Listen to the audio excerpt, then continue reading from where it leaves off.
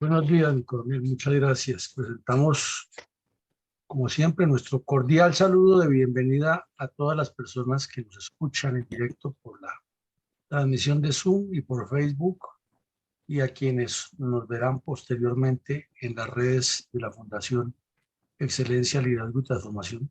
En este episodio número 266 de la memoria histórica aún no contada del conflicto armado en Colombia, en el cual articularemos una serie de sucesos relacionados con la violencia terrorista de las FARC contra los habitantes del departamento de Arauca en los límites fronterizos binacionales de Colombia y Venezuela. Y miraremos en detalle hechos específicos en la zona rural del municipio de Arauquita, relacionados con la liberación de los secuestrados a cuentagotas y con la iniciación de las conversaciones de paz del señor Juan Manuel Santos con estos delincuentes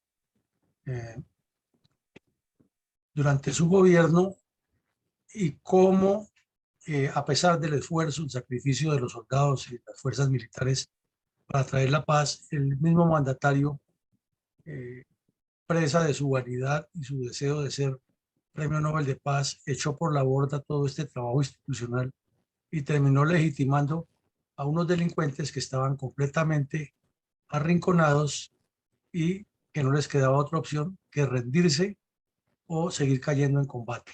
Adelante, mi coronel. Mi coronel,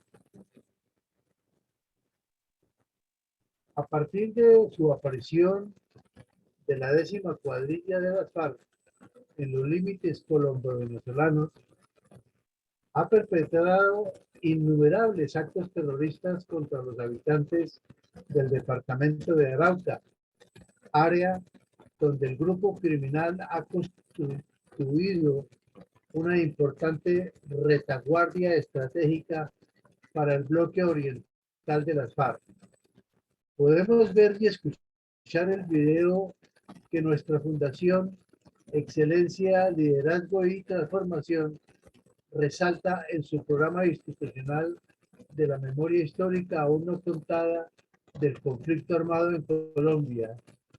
El drama de las víctimas de la agresión narcoterrorista del comunismo armado contra nuestro país, los habitantes de nuestras regiones y en general en toda nuestra nación, en el caso específico, los pobladores del municipio de Arauquita, Arauca. Por favor.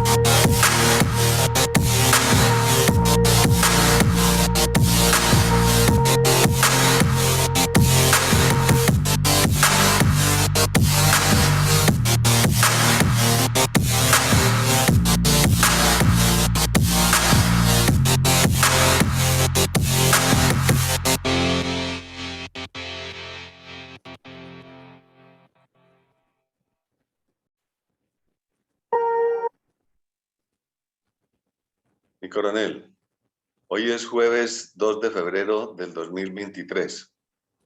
Nuestra emisión 266 del programa diario de reconstrucción de la memoria histórica aún no contada del conflicto armado en Colombia abordará algunos apartes del convulso fenómeno de violencia multiforme, sucedidos en todos los municipios del departamento de Arauca, que por ser frontera con Venezuela, durante años fue convertido en importante puntal geopolítico para los intereses de los cabecillas de las FARC y otros carteles narcotraficantes con miras a la implantación de un criminal esquema de violencias sistemáticas contra los colombianos en pos del control terrorista de la zona. En ese orden de ideas, ¿cuál es el impacto y cuál es el rol geoestratégico del exuberante municipio de Arauquita? Bueno, mi coronel, esta infografía elaborada a varias manos por el Instituto Agustín Codazzi y otras entidades del orden oficial muestra cómo nuestro país está quedado del desarrollo del tren de la historia a pesar o en contraste de su riqueza y de su potencialidad. Estamos hablando de un solo municipio de una región que articula 3.060 kilómetros cuadrados de todo lo que hay allí. Un territorio que sería prácticamente la tercera parte de lo que es el territorio o el terreno del Estado de Israel. Un territorio que tiene agua, pastos, petróleo, cultivos, gente trabajadora y una ubicación privilegiada frente a la cordillera y al llano, que con ese potencial hídrico que tiene es para que fuera una despensa de la humanidad en distintas formas de producción agroindustrial o agropecuaria. Pero de manera increíble, lleva toda su historia sometido a la violencia, bien sea por los enfrentamientos civiles o por la violencia guerrillera que se ha desatado en las últimas épocas, comunista. Otro punto importante, es un puerto, aquí lo alcanzamos a ver, coloquemos el puntero, sobre el río bifronterizo. O sea, además es un puerto internacional. Pero de manera increíble, con toda esa riqueza, apenas en el año 2011, 2012, se evaluaba en 75.000 millones de pesos. Muy poca la evaluación en contraste con su riqueza, pero eso tiene una explicación: la falta de carreteras, la falta de infraestructura, la falta de potencial agroindustrial que sería su riqueza, turístico, y la presencia permanente de delincuentes de las FARC y el ELN haciendo daños. Y es que las cifras indican todo, ¿no? Se dice que las cifras son muertas, pero también son vivientes en el sentido de que destapan heridas en las carnes. 749, 750 actos terroristas en 23 años en este solo municipio. Eso es mucho que contar y mucho que decir, porque quiere decir que en un periodo muy corto han ocurrido cientos de acciones criminales de alta magnitud. No se refiere a la presencia de bandidos o que reclutaron un campesino o que patrullaron por una región, no, sino acciones violentas de asesinatos de personas, desplazamientos, robos de propiedad privada, secuestros, tráfico de drogas, ataques a policía, ataques a municipios, destrucción de establecimientos, incendio de fincas ganaderas, sacrificio de reses en grandes cantidades, derribo de torres de energía, destrucción del oleoducto y la lista sigue. Entonces, esto es para pensar de la poca importancia que se le da en Colombia a nuestra geoestrategia y sobre todo para compararla siempre lo hacemos con el Estado de Israel, un Estado que está sobre piedras, que no tiene agua, que luchan por el agua y aquí abunda, sobreabunda el agua, que es el recurso hídrico más importante de la humanidad. En Israel, para poder cultivar un árbol de naranja, tienen que hacer un montón de investigaciones científicas, adecuaciones del terreno, inventarse el agua de donde no la hay, y aquí nos sobra a raudales y metidos en medio de la violencia. Y tiene 5 resguardos indígenas, o sea que es un municipio de este departamento que conserva mucha etnicidad, con quienes se pudiera trabajar en proyectos mucho más productivos, porque los indígenas de esta región son mucho más trabajadores que los de la cordillera. Pero ya sabemos lo que ocurre, ideologizados por los comunistas, impidiendo cualquier proceso de desarrollo, porque hay que defender la Pachamama, y un poco de argumentos oportunistas manejados por los comunistas con el fin de bloquear a los gobiernos de turno, pero no con soluciones que ellos tengan para largo plazo. Y también está que tiene 15.000 predios, 9.400 urbanos, 451, y 5.500 rurales, 5.411. Es una cifra que indica que el pueblo se ha ido urbanizando, aquí lo vemos, en el puerto, pero que todo su potencial agropecuario está abandonado a grandes extensiones que son u ocupadas por la guerrilla o por valientes que todavía se quedan a que la guerrilla los afecte. Y ese río, que debía ser un potencial para que Colombia le venda energía eléctrica a Venezuela, para establecer el comercio fluvial de alto nivel, para establecer sitios turísticos, es un río que lo único que sirve es de frontera natural para que la guerrilla pase de un lado a otro y la delincuencia binacional haga su agosto. Es triste el abandono que tiene el departamento de Arauca, y también que los dirigentes locales de ese departamento sean caracterizados por la corrupción, por los nexos con los grupos criminales, y no por tener una visión de desarrollo de Estado para obligar al gobierno central a que voltee los ojos hacia allá y convierte esta zona en un pulpo de carreteras que unan a una de las regiones más ricas, no solo de Colombia, sino del mundo, y una de las regiones más olvidadas. Es una especie de pequeño África dentro de Colombia. Ahora miremos otros detalles. El municipio de Arauquita está en el centro norte del departamento, muy cerca de la formación de la cordillera sobre el piedemonte llanero. Entonces quiere decir que además de agua, tiene otros recursos, tierras muy aptas para la agricultura, pero además se sabe que en la zona hay hidrocarburos.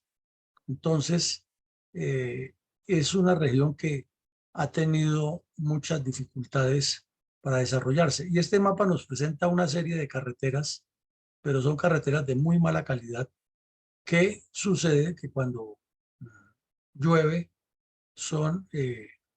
quedan anegadas y no se puede transitar, o difícilmente se puede transitar. Y cuando es época de sequía, entonces se convierten en unas polvaredas impresionantes. Son muy pocas las que están pavimentadas. Pero nada más viendo esa telaraña de carreteras que hay, sobre ese mismo esquema se debería desarrollar un sistema de comunicación en todo ese municipio, en todo el departamento, que articular el desarrollo nacional de una manera mucho más próspera y de una manera integrada con Venezuela. Pero Venezuela también tiene muchos problemas políticos y de administración y no ha podido desarrollarse. Entonces, el departamento de Arauca tiene problemas, y el municipio de Arauquita con mayor razón, que es uno de los subalternos máxime, que no es ni la capital del departamento. Y aquí vemos fotos, nos indican lo que se vive allá. Esta nos indica la calidad y la cantidad de cacao que se puede explotar en la región, la belleza de esa región, si se estableciera algo bien organizado, cómo se podría aprovechar el ecosistema. Y vemos la tristeza de un pueblo construido de manera irregular, pero aprovechando su situación de llanura, con calles destapadas en un municipio que es productor de cacao, que pertenece a un departamento petrolero y que es puerto internacional sobre un río de gran calado y de prospección importante en la región. Y aquí vemos pues, las carreteras sin pavimentar, sin tener las construcciones, las condiciones técnicas de bermas y de altura para el bombeo, sin las zanjas de agua a los lados para que se produzca el desagüe, sino construidas artesanalmente y obvia y razonablemente cuando llueva, pues se van a inundar. Y como es zona tropical y zona de piedemonte, llueve y la naturaleza se defiende del daño que se le hace produciendo más lluvias. Aquí el puente internacional de Arauquita lleno de venezolanos desplazados por la violencia política que genera el desgobierno de Nicolás Maduro en Venezuela. Entonces se articulan muchos problemas en un municipio que, como dirían las abuelas, ha estado olvidado de la mano de Dios y de los hombres, pero que ha sobrevivido gracias a la misma pujanza de sus gentes locales, que además de sobrevivir, sostienen clases políticas de parásitos y son receptores de los problemas de ambos países. Adelante, mi coronel. ¿Cuáles podrían enunciarse entre los antecedentes tácticos, estratégicos y políticos más resaltantes relacionados con el duro golpe de las fuerzas militares de Colombia contra los terroristas de la 10ª cuadrilla de la FARC en la vereda Aguas Claras del municipio de Arauquita, Arauca, del año 2012? Pues antecedentes muchísimos, ¿no? Porque tratar de resumir lo que ha ocurrido en el departamento de Arauca y en este solo municipio donde vemos casi 750 actos documentados en 23 años de acciones criminales de gran nivel por parte de las FARC y el ELN, daría para configurar bibliotecas enteras, videotecas, filmotecas, audiotecas y construir una memoria que está deconstruida y que muchos de sus habitantes la tienen vívida y conocen, porque además familiares o ellos mismos han hecho parte de esta violencia que parecería no tener fin allá. Desde cuando el hermano del mono Jojoy, Granobles, secuestró y asesinó a los 3 indigenistas estadounidenses a comienzos del siglo XXI, finales del 20 y comienzos del 21, el fenómeno del secuestro saltó a primer plano en Arauca. No es que antes no ocurriera, era muy común, pero los ganaderos y los agricultores de la región, los petroleros, se han acostumbrado a pagarle a los bandidos de las FARC y del ELN, como decía, a los muchachos la cuota y a que los amarraran, esa es la palabra que utilizan, y luego los soltaran. Pero vinieron las acciones criminales masivas de las FARC con los secuestros de dirigentes políticos a quienes iban a juzgar por corrupción y asesinar. Luego los convirtieron en un trofeo de negocio, y de policías y soldados secuestrados, y entonces comenzó todo un show mediático del cual hizo parte la ONG Colombianos por la Paz y los gobiernos de izquierda de varios países. Y entonces se liberaron a cuentagotas, presionaba al gobierno de Uribe para que les despejara Pradera y Florida, para que les entregara el oro y el moro, y finalmente en el cambio de gobierno que hubo Uribe Santos, el señor Santos concretó con las FARC una liberación calculada de esos secuestrados que quedaban, con el fin de iniciar las conversaciones de paz. Entonces, en Arauca se cometieron muchísimos de estos crímenes que se relacionan en el solo municipio de Arauquita, pero en los demás municipios también ocurrieron. Entonces, si Arauca tiene una decena de municipios y en uno solo ocurrieron, en uno de los más pequeños, ocurrieron 750 actos en 23 años, criminales todos. Multipliquemos por 10 municipios nada más. Serían en un promedio de 7.500 actos terroristas en 23 años. Así no sobrevive en un departamento como Arauca. Es que ni siquiera Israel, que tiene el problema de los palestinos, ha sostenido en el tiempo esa cantidad de hechos criminales. Y muchos de estos hechos, muchísimos, tenían un sello: liberar los secuestrados para iniciar diálogos, obviamente sometiendo al gobierno nacional a su arbitrio de lo que ellos querían. Como vemos, puerto internacional sobre el río Arauca y sede del paso de narcotraficantes de ambos lados y de otros países, de otros carteles, incluidos los mexicanos, para hacer negocios oscuros con la corrupta Fuerza Armada venezolana y lo que llama el cartel de los soles.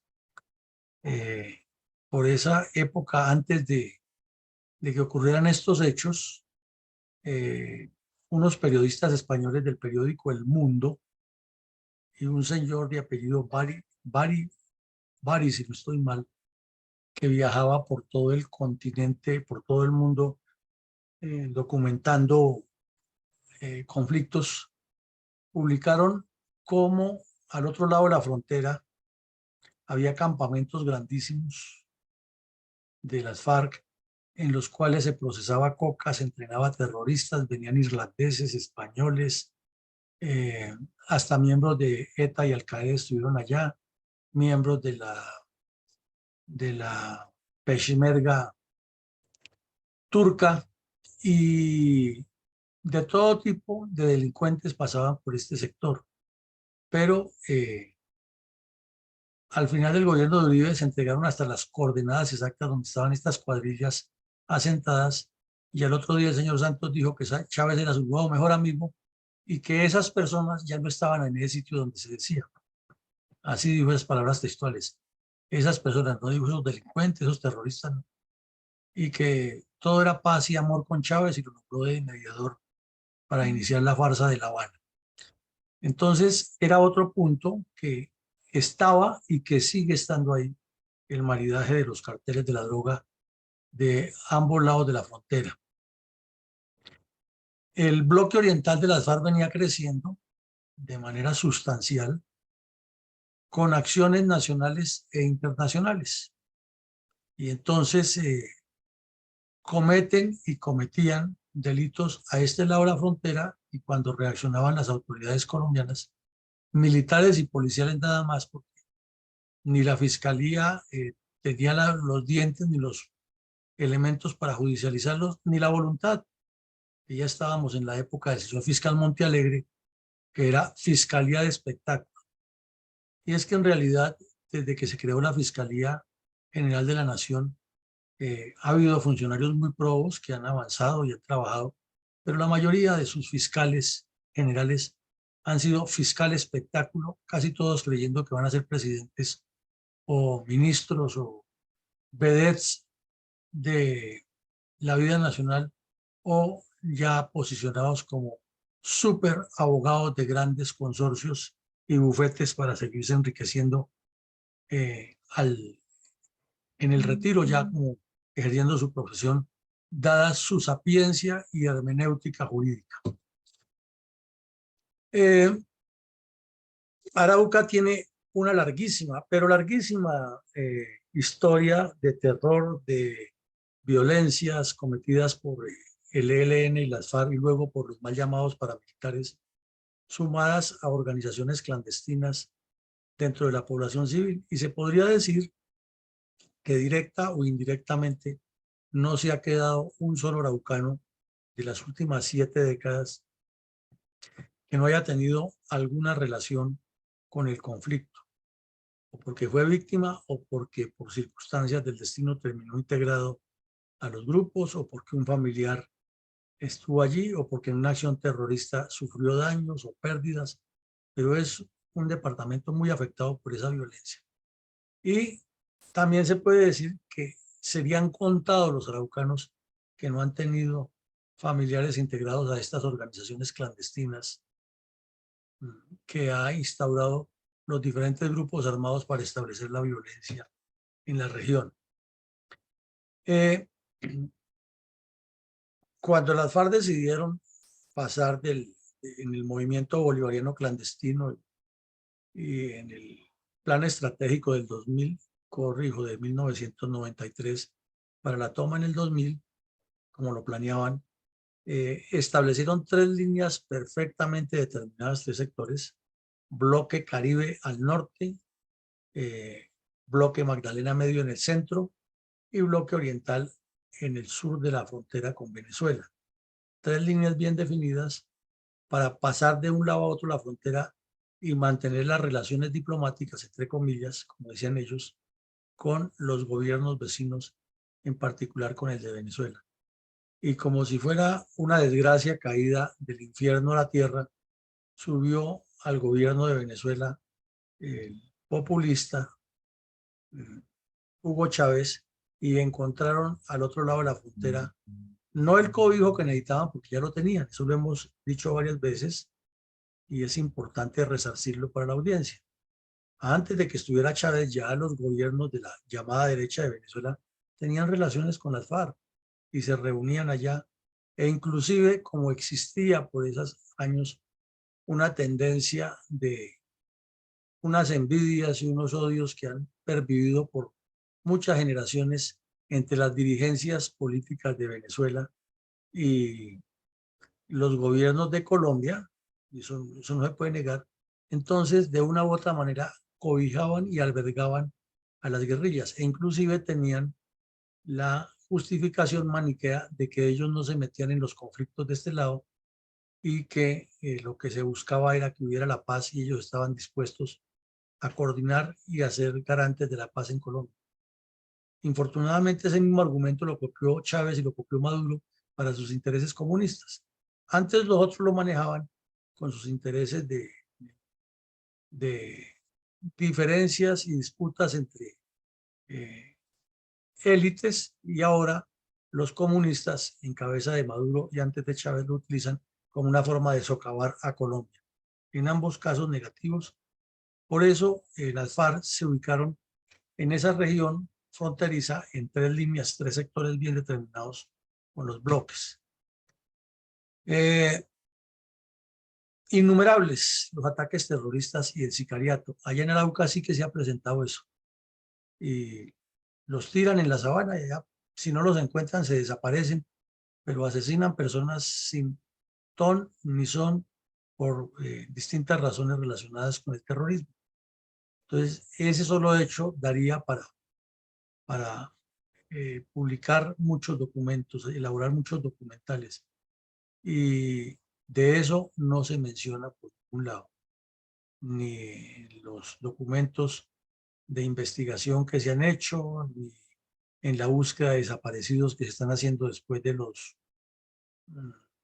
la firma del Pacto Farsantos, ni mucho menos en los documentos del señor de Rux. Pero son muchos, muchos los araucanos que han sido asesinados y desaparecidos por estas guerrillas, y nadie da razón de ellos en esa llanura. Eso parece como el lejano oeste. Ese triángulo, secuestro, extorsión y terrorismo más armas, viene de larga data, y para esos días pues estaba en vigencia, y lo más triste, sigue en vigencia, y es de larga data también. Se han encontrado a estas cuadrillas mucho armamento de uso privativo de las Fuerzas Armadas venezolanas, porque la corrupción ha permitido que suceda así, y luego ya con el desgobierno de Maduro y Chávez es parte de un proceso histórico armar a estos grupos como forma de desestabilizar a Colombia y de fortalecer el socialismo del siglo XXI. Y el reclutamiento de menores de edad en ambos lados de la frontera es extenso e intenso. Lo hemos mencionado muchísimas veces. Para los nativos de estas regiones, la frontera existe entre países, existe entre estados por tratados, por delimitaciones, pero para los nativos de la zona, la frontera no existe porque sus familiares están al lado y lado y porque históricamente se han movido por ahí. Entonces trabajan en un lado de la frontera, trabajan en el otro, la cacería, la pesca, se mueven, porque están en su hábitat y ellos no tienen nada que ver con los acuerdos que existan entre estados. Entonces la guerrilla encuentra ese asentamiento, lo mismo que los narcotraficantes, y reclutan de un lado y del otro. Y con el problema del desgobierno que hay en Venezuela, pues se pasan de un lado al otro de la frontera buscando una mejor vida, porque eso es un derecho natural. Es como dirían los especialistas en la ciencia política, es hora del justnaturalismo.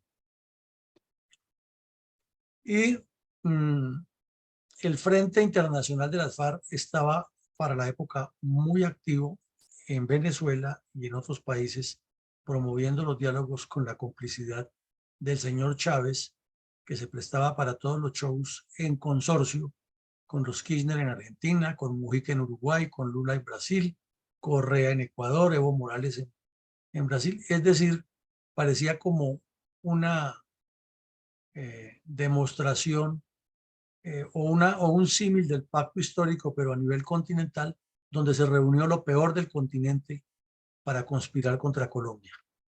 Esos serían a grandes rasgos los antecedentes político-estratégicos de esta operación y una descripción muy geoestratégica de lo que ocurría allá en Arauca antes de esta operación. ¿Cómo describió brevemente el diario El Tiempo algunos apartes de la demoledora emboscada de la 10ª cuadrilla de las FARC junto a soldados del batallón especial energético vial en el municipio de Arauquita, Arauca, el 16 de marzo de 2012? Los batallones energéticos viales que hay en distintas partes del país fueron creados por necesidad de proteger la infraestructura energética del país y garantizar el movimiento por las vías. Estos batallones fueron apareciendo como una respuesta a estas acciones y ya durante el gobierno de Uribe Vélez tuvieron más crecimiento, y más apoyo y más enfoque en estos aspectos para evitar las pescas milagrosas, la destrucción de oleoductos, el derribamiento de torres de energía, el sabotaje a la infraestructura vial, etc. Y en Arauca ha habido un batallón de energía vial que durante las 4 décadas casi que lleva de existencia ha vivido la guerra en plena intensidad. Entonces estaba en esos días en plena efervescencia el tema de la liberación de los secuestrados que las FARC iban sacando a cuentagotas y que la señora Piedad Córdoba con su grupo de colombianos por la FARC le hacían el juego y se prestaban para salir por los medios abanderando la liberación de estos jóvenes que por culpa del gobierno nacional no estaban libres, no por culpa de las FARC que los habían secuestrado, los torturaban, sino por culpa del gobierno que no cedía ante el chantaje, y los computadores de Reyes fueron muy claros en desenmascarar toda la componenda y cómo Chávez y la señora Córdoba aparecen ahí sindicados de estar haciendo daño a Colombia buscando beneficios personales a costa del sufrimiento de estas personas. Y en un descuido de las unidades militares de ese batallón vial, fueron golpeados por sorpresa y asesinados 11 soldados. Eso significó que el señor Santos, que andaba ya moviendo fichas y no lo había anunciado públicamente, pero era un secreto a voces que estaba su hermano y otros personajes de no muy claro proceder, andaban conversando con los bandidos de las FARC pues el escándalo fue muy fuerte a nivel nacional. El señor Uribe aprovechó la situación también para irse lance en ristre contra Santos, tirándolo de traidor, que había abandonado su proyecto de seguridad democrática, etcétera. Y lo cierto es que los soldados fueron asesinados y al señor Pinzón Rico, que acababa de recibir el Ministerio de Defensa, no llevaba mucho tiempo ahí, también se le vinieron muchas críticas de todos los sectores porque era demasiado pantallero y aparecía como un estratega cada vez que había éxitos, pero en estos casos guardaba silencio y ahí sí no aparecía ante los medios a asumir la responsabilidad. O sea, todos los éxitos eran de él y los fracasos eran de los demás. Este golpe conmovió al país y tuvo la reacción de que Estados Unidos, con su apoyo tecnológico, localizó a una cuadrilla importante de las FARC y entregó la información muy clara donde se encontraban para una operación posterior.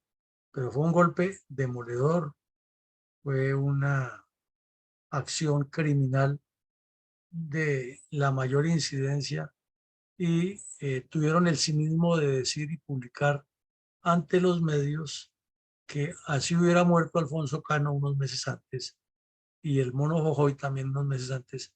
Ellos seguían en la lucha y Timochenko desde Venezuela desafiaba a Santos y le decía que era un inepto, claro que no se equivocaba, que la paz tenía que hacerla a como diera lugar y que si quería que liberara a esos secuestrados que tenían ellos, tenía que negociar en las condiciones que ponían las FARC y, o si no, que este sería apenas uno de los pequeños golpes que daban las FARC. Y Chávez terminaba ya se lo estaba llevando el demonio para su residencia y entre más lo afectaba el cáncer, más era agresivo contra Colombia, diciendo que lo que se necesitaba era la paz y la paz. Hubo inclusive una reunión de la CELAC por allá en Venezuela, en Centroamérica o en el Caribe, y Chávez de manera inconsulta con Santos dijo públicamente que Venezuela estaba ya avanzando en los diálogos de Colombia porque Colombia lo que necesitaba era la paz. Y la canciller Olguín se aguantó esa bofetada porque estaban todos haciendo parte del mismo show, que la historia se nos olvida. Adelante, mi coronel. Coronel, ¿cuál fue la reacción inmediata de las fuerzas militares contra los terroristas de la 10ª cuadrilla luego de esa demoledora emboscada de la 10ª cuadrilla de las FARC contra los soldados del batallón del Plan Especial Energético Vial en el municipio de Arauquita el 16 de marzo del año 2012? Pues según lo relata aquí la W Radio, hubo operaciones inmediatamente, claro, desembarcos de tropas, búsqueda de batidos, y en uno de los combates con tropas de la Fuerza de Tarea Quirón, murieron 3 bandidos de la compañía Uriel Londoño y fueron capturados 4. Pero lo más importante es que había uno muy conocido en la región que le decían el Indio, que tenía varias órdenes de captura y tenía ya un precio de pago de recompensa por sus acciones criminales para capturarlo y fue abatido. El tipo llevaba más o menos 20 años en la zona causando el terror, era muy conocido en la región y era el terror de Arauquita y cayó en ese combate. Entonces esto pues le subió la moral nuevamente a los soldados porque después de un golpe tan contundente como la muerte de 11 soldados y el robo del armamento y las amenazas desde el otro lado de la frontera de que si ustedes no aceptan el proceso de paz como lo estamos poniendo y despejan a Pradera y Florida, entonces seguiremos actuando, decía Timochenko. Y Santos, usted es un inepto, le decía, así no Santos, era la frase que utilizaba Timochenko, así no Santos. Usted es un inepto, es un corrupto, es de una clase política que le ha hecho daño al país, etcétera. Y nos tenían a los colombianos en ascuas. Entonces este golpe fue importante por eso. Fue una operación contundente con apoyo de la Fuerza Aérea desembarco de tropas y cayeron los bandidos que se mencionan, en especial el Indio.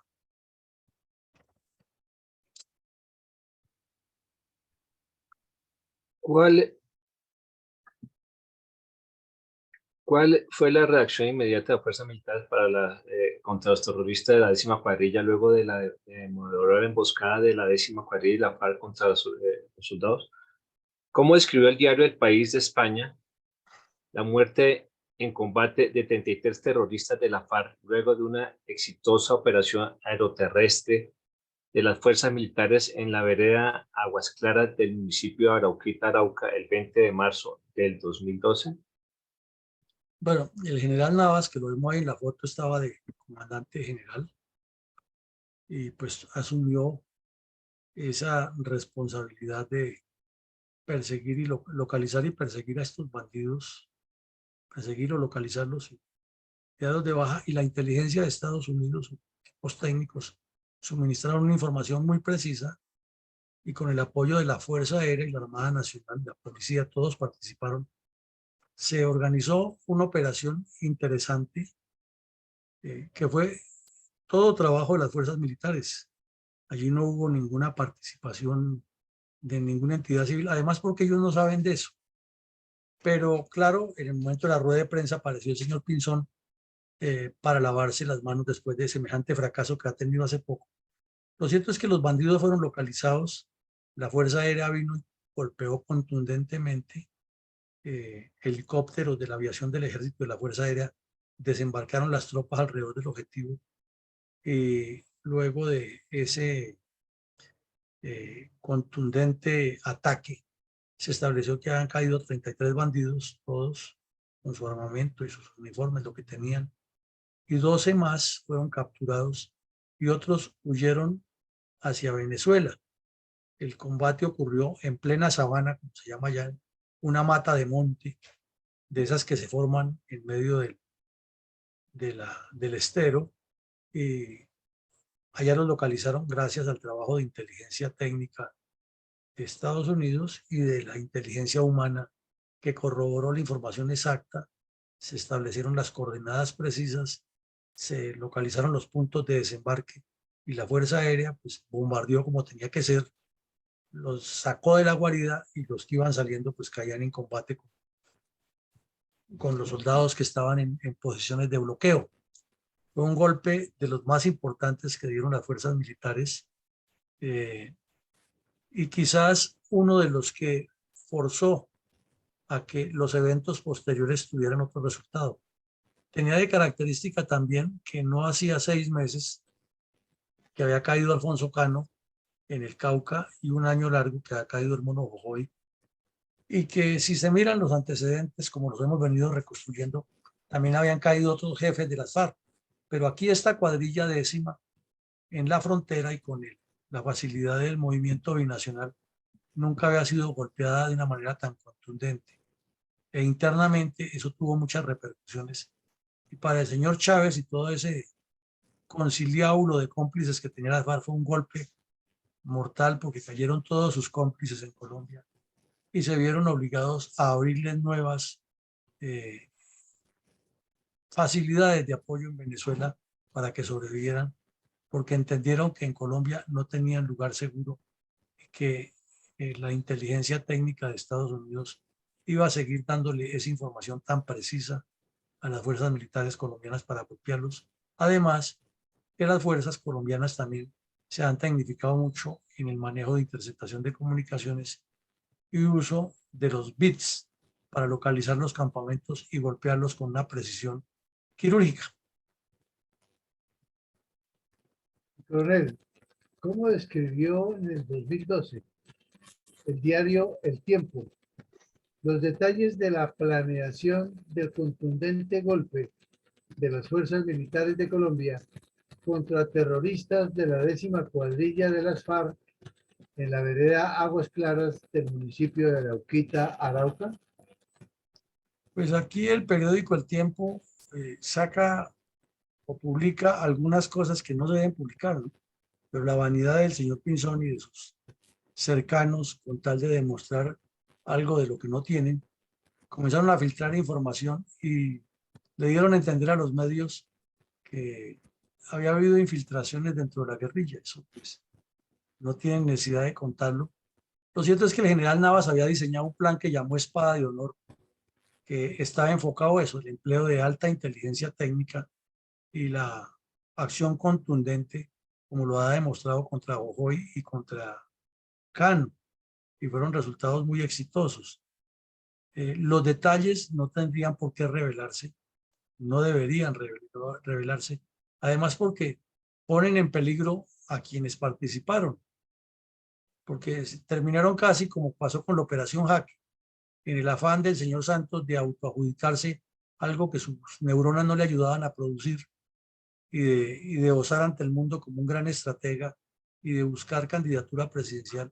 Igual estaba haciendo el señor Pinzón, buscando candidatura presidencial, publicando estas cosas y entregándole a los periodistas detalles que no interesan. ¿Cuál era el problema que le dieron a los periodistas? Es un trabajo del profesionalismo de las fuerzas militares de Colombia. Se localiza la guerrilla, se golpea, se desarrolla esto y los resultados son estos. ¿Tienen por qué decir más? No, pero ya comenzaron a contarles cómo era que han infiltrado, que el campesino y la Policía Nacional también ayudaba en el cuento. El general Naranjo también para la época era muy dado a darse publicidad e inclusive a veces a inventar historias que no eran ciertas, pero que daba a entender cuál era el procedimiento, cómo se hacía, y eso pues es como entregarle la información al adversario de cómo actúo yo para que la próxima vez no le embarre.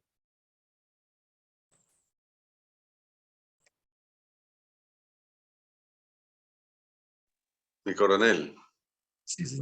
¿qué ocurrió con las demás estructuras de la 10ª cuadrilla de las FARC después del demoledor combate de las fuerzas militares de Colombia contra esa cuadrilla en el municipio de Arauquita? Máxime que esta es una pandilla que coordina múltiples acciones delictivas con redes urbanas en Venezuela. Pues que el golpe fue demoledor, que estar en un campamento reunidos donde planeaban y salían a cometer crímenes y volvían a esconderse allá con la complicidad de muchas personas de la región y recibir un bombardeo de esos tan contundentes como una sumatoria o un complemento a la muerte de Jojoy y de otros cabecillas, pues tiene que afectar muchísimo a la condición psicológica de cualquier combatiente. Entonces, de los que sobrevivieron, o porque no estaban en el campamento, o porque se salvaron en el momento del bombardeo, 8 se presentaron ante las autoridades y entregaron una gran cantidad de material, 11 fusiles, 12.000 proyectiles, 29 granadas, escopetas, es decir, entregaron mucho material de ellos y de los que han muerto, porque vieron que eso no tenía ningún futuro y que su destino sería el mismo si más adelante continuaban en esas acciones criminales. Entonces, ese golpe afectó muchísimo las estructuras 10 y 38 de la FARC. Y vinieron más, esos fueron más entre los desmovilizados, otros que definitivamente escaparon y se fueron para Venezuela o se vinieron para el interior del país y con el paso del tiempo es que se vienen a saber que estuvieron allá. Pero lo más importante aquí era que durante el periodo de la seguridad democrática se había establecido algo que el ejército lo propuso desde los años 60 y que ningún gobierno le ha puesto la seriedad, que era la promoción de la desmovilización de estas personas, pero que tenían que ser recibidas por una agencia del Estado para hacerles el proceso de reincorporación a la vida civil y reorientarlos de manera mucho más metodológica. Antes se entregaban a los batallones y los batallones inclusive en algunos casos los utilizaron como guías en operaciones, pero luego estas personas se retiraban con lo que se ganaban en sus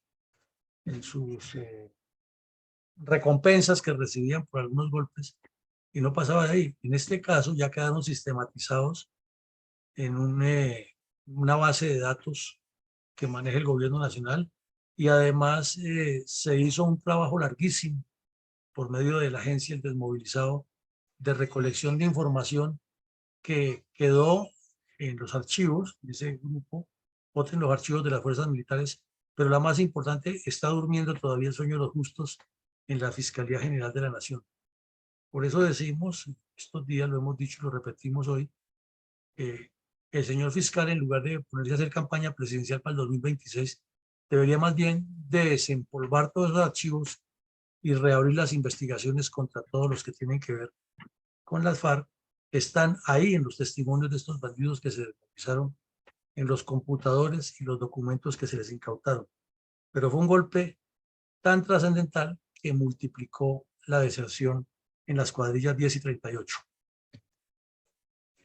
A finales de abril del 2012, nuevamente la Fuerza Aérea propinó un contundente golpe a la 10ª cuadrilla de la FARC. ¿Qué fue lo que sucedió? Pues que con las bajas que hubo, con los documentos incautados y con los testimonios de los desmovilizados, se localizó otra guarida y también se hizo el mismo procedimiento. Fuerza Aérea, Ejército, bombardearon y los siguieron ablandando. Entonces esto era un golpe ya muy sostenido y muy seguido, y fue una de las razones por las cuales inmediatamente dijeron que iniciaban a negociar en Noruega y Cuba con la condición de que no los bombardearan más, porque estaban perdiendo su capacidad de presencia coactiva y su capacidad armada. Y como era de esperarse, el señor Santos cedió.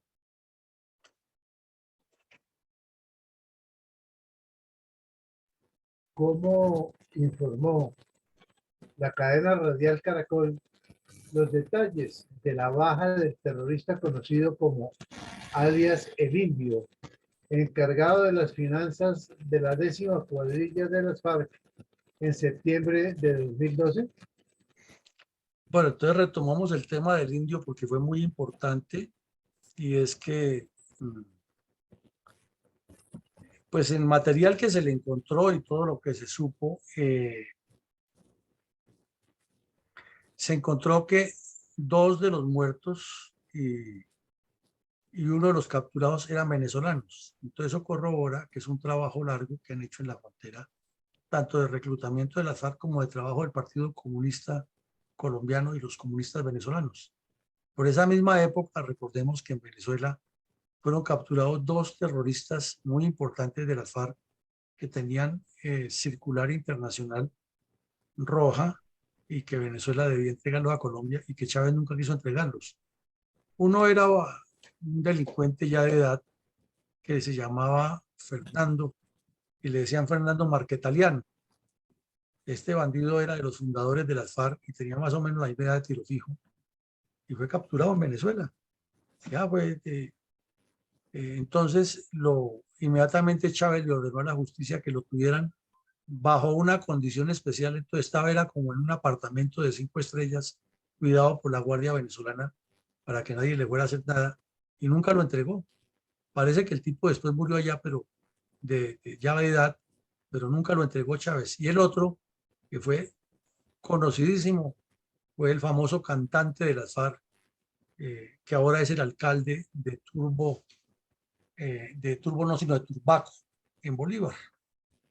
Ese delincuente también era el que cantaba vallenatos de las FARC y componía la música, y fue capturado en Venezuela y también estuvo protegido por la Guardia Venezolana en una supuesta celda cuando vivía a todo dar, protegido por Chávez y después por Maduro, y nunca lo entregaron. Y luego ya con las conversaciones y el pacto en Cuba terminó libre y ahora es el excelentísimo alcalde de Turbaco, Bolívar, y si recordamos fue al primer municipio de Colombia donde fue el señor Petro a inaugurar sus diálogos regionales. Julián Conrado es el alias de ese bandido, el del sombrerito y el cantante vallenato, y es ahora el señor alcalde de Turbaco y el modelo de desarrollo de la región con integración regional y nacional propuesto por el señor Petro. Entonces, ahí volvió el periodo del Caracol a aclarar todos esos detalles y a revivir parte del prontuario de un delincuente que había en 20 años participado en la mayoría de estos crímenes, no solo en Arauquita, sino en muchos de los municipios de Arauca. Entonces, una larga lista de acciones, destrucción de una avioneta, por ejemplo, secuestro de los pilotos, asesinato de soldados, daños contra la infraestructura eléctrica, voladuras del oleoducto, asesinato de campesinos, narcotráfico, mejor dicho, era él. Si estuviera vivo de pronto en este momento sería el ideal ministro de Defensa de Petro. Adelante, mi coronel. Coronel, entonces queda confirmado que estos golpes tácticos con bombardeos que se dieron contra las FARC la obligaron a la liberación de los últimos secuestrados militares y policías en poder del bloque oriental. Sí, es la deducción más lógica que surge de este hecho. Y recordemos que en este hecho sí las fuerzas militares hicieron un manejo muy bien logrado, porque días antes de esa liberación había ocurrido el intento de rescate del famoso cabo José Livio Martínez, que era muy conocido en el país porque había sido secuestrado en compañía del cabo Moncayo, y el papá de Moncayo terminó siendo más del otro lado que de este y fue presionando al gobierno como si el cabo Moncayo no hubiera hecho parte de los que no cumplieron con su misión y por inacción se dejaron secuestrar de las FARC. Y entonces finalmente se convirtió en un florero muy útil, en un trofeo muy visible para las FARC y para los comunistas, que el gobierno cediera en todo lo que decían, porque el papá de Moncayo organizaba marchas contra el gobierno, como si el gobierno tuviera la culpa de que las FARC lo hubieran secuestrado, y nunca atacaban nunca cuestionaban a las FARC. Entonces, toda esa liberación que conocemos larga de la señora Piedad Córdoba viajando a cuentagotas, abrazada con los secuestrados, cuestionando a las fuerzas militares, diciendo que había visto aviones por encima de donde estaban los secuestrados y hasta poniendo cara de cariacontecida, dando a entender que era una burla de parte del Estado. Bueno, se prestaba para todo el show, ella y su grupo de colombianos por la paz, que lo llamaban colombianos por las FARC. Entonces, se cuadró la liberación de estos secuestrados con llegada a Villavicencio. Y esta señora Córdoba trajo un poco de señoras de varios países del continente, todas comunistas, claro, para hacer el show de la liberación de los soldados y la recepción por parte de ellas. Y resulta que los secuestrados llegaron en un helicóptero a la pista del aeropuerto Vanguardia de Villavicencio, y cuando ellas pensaban que iban a salir a hacer el show y que la prensa y las declaraciones, los embarcaron en un avión y directo a Bogotá, y en Bogotá en otro helicóptero directo a la azotea del hospital militar con seguridad, y ninguno dio declaraciones, ni las señoras pudieron hacer el show que querían, y ya quedó en bajo perfil esta liberación de los últimos secuestrados de ese grupo grande que tenían de canjeables, como lo llamaban, y que tanto luchó el señor Ervin Hoyos porque fueran liberados. Entonces, no se pudo hacer el espectáculo que ellos querían, y aquí vemos las enfermeras de la 7ª Brigada recibiéndolos en el helicóptero y acompañándolos hasta el avión que los trajo a Bogotá. Pero en síntesis, sí fue una necesidad de que las FARC se dieran, porque no tenían otra opción, y un manejo bien hecho por parte del comandante de la 4ª División del Ejército, que no dejó que nadie entrara a la pista, que evitó ese show mediático y demostró que la institucionalidad estaba por encima de la delincuencia.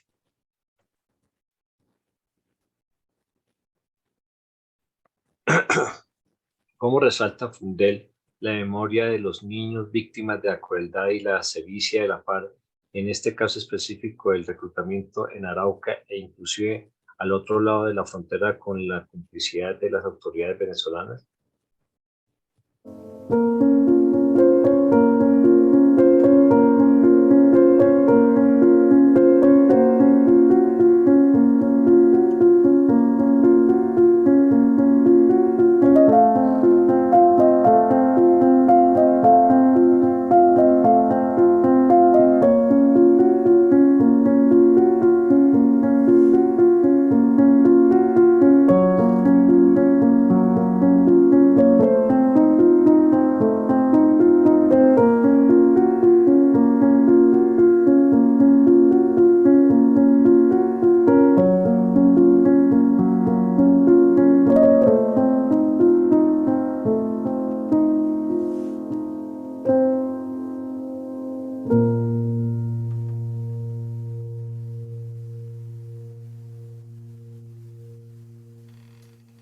Qué tristeza ver nuestra niñez convertida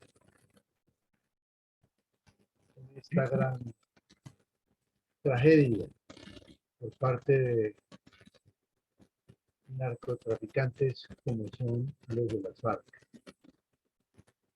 Al término formal de cada episodio de la memoria histórica aún no contada del conflicto armado que realiza nuestra fundación, el coronel siempre hace un balance puntual de reflexiones respecto a los hechos del conflicto que analizamos a diario en este espacio de opinión y estudio científico de la violencia comunista contra Colombia. ¿Cuáles reflexiones estratégicas tiene hoy respecto al importante golpe de mano aeroterrestre propinado por las fuerzas militares de Colombia contra terroristas de la 10ª cuadrilla de los FARC en la vereda Aguas Claras del municipio de Arauquita, Arauca? Pues mi coronel, no, reflexiones, conclusiones muchísimas, pero resumámoslas en que cuando se quiere, se puede. Cuando hay voluntad política, se puede. Las fuerzas militares de Colombia siempre han tenido la capacidad y las personas idóneas para desarrollar las operaciones.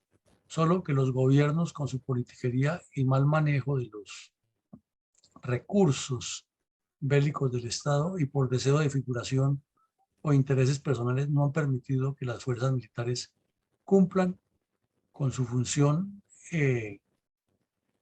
ni las dotan lo suficientemente para que realicen este tipo de operaciones. Fue un golpe fundamental en la frontera con Venezuela contra una estructura sensible y contra un proyecto muy sensible contra Colombia. De otro lado, quedó desarticulado el plan estratégico de las FARC con la manipulación de los secuestrados y demostró que se pueden golpear en todas sus extensiones y que la deserción es muy productiva para el país cuando se mantiene como política de Estado y no se maneja de manera politiquera, utilizándola con oportunismos como hizo el señor Santos.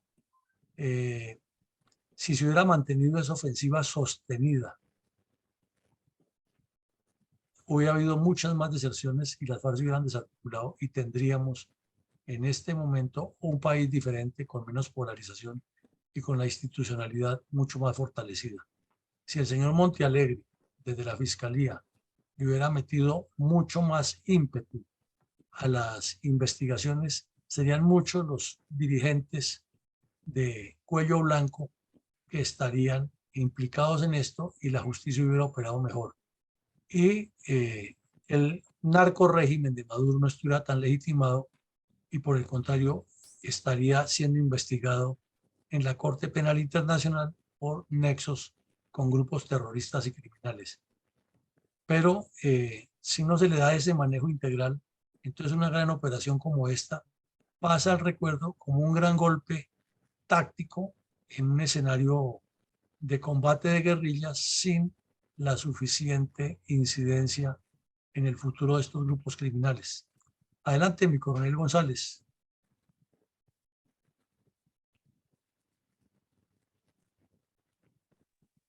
Mi coronel, estos son nuestros comentarios para el día de hoy. Mi coronel, Es una cosa. mi coronel, pues Sí, no se acaba de aclarar, pues, o de contar en esta misión, el problema fronterizo con Venezuela, y esto es una historia de más de 40 años desde cuando llegó el petróleo a Caño Limón. Esta región, yo tuve la oportunidad de trabajar mucho tiempo por esta región, y eso es el abandono del Estado y como mismo los dirigentes políticos locales que solamente se encargan de tácitamente de robarse lo que el departamento produce.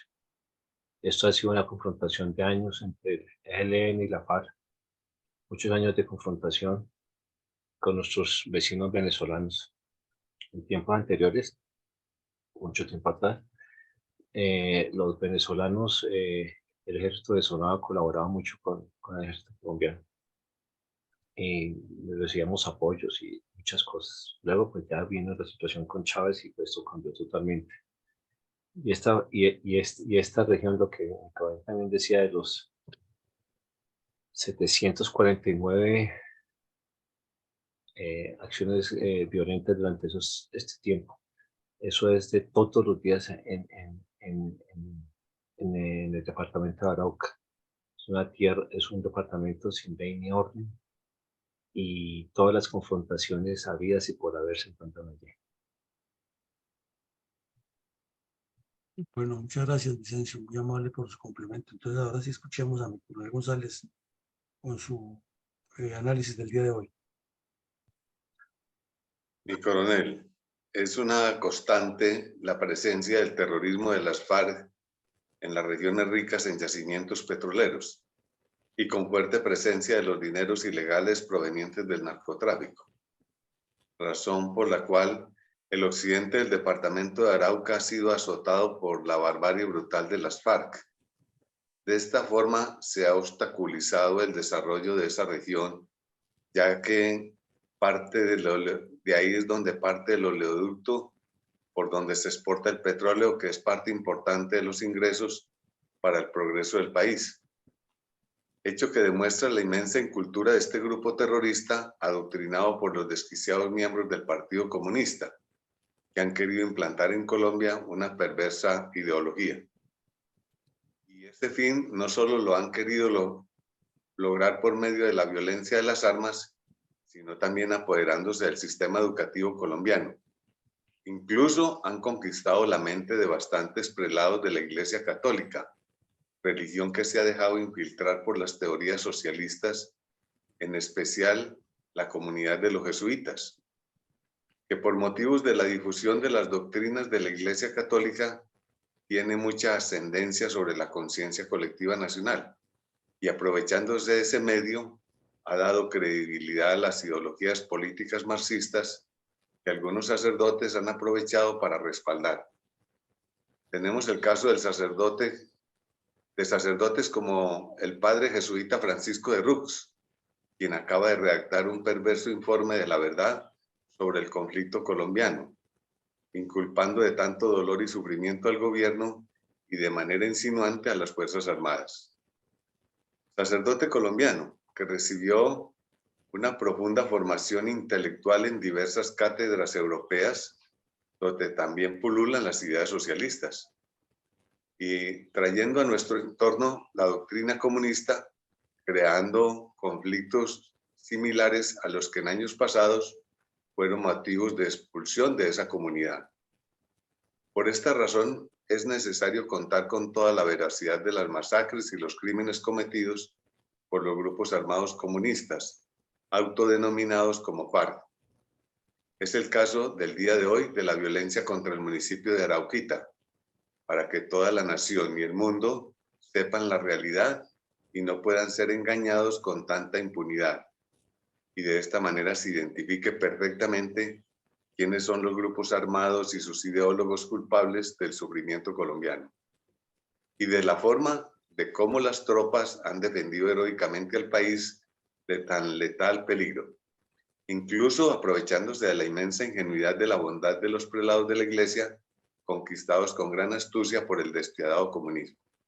Muchas gracias, mi coronel. Bueno, muchas gracias. Voy a lugar su precisión sobre la responsabilidad de distintos sectores en esta violencia y la poca claridad de quienes deberían concitar una estrategia clara para combatir ese problema. Adelante, mi coronel Arcón. Mi coronel, tengo una votación inicial. Dice Arauca, un departamento colonizado por personas que venían huyendo de otros sitios del país para que les sirviera de escondite para la acción de las autoridades, al igual que muchos otros sitios en nuestros llanos orientales. Sin embargo, su riqueza petrolera y exuberante naturaleza han permitido la continua presencia de los grupos narcoterroristas, sumado a la corrupción de quienes mantienen el control en esta zona, destacando que el gobierno también mantuvo durante mucho tiempo el abandono y la falta de presencia de las autoridades.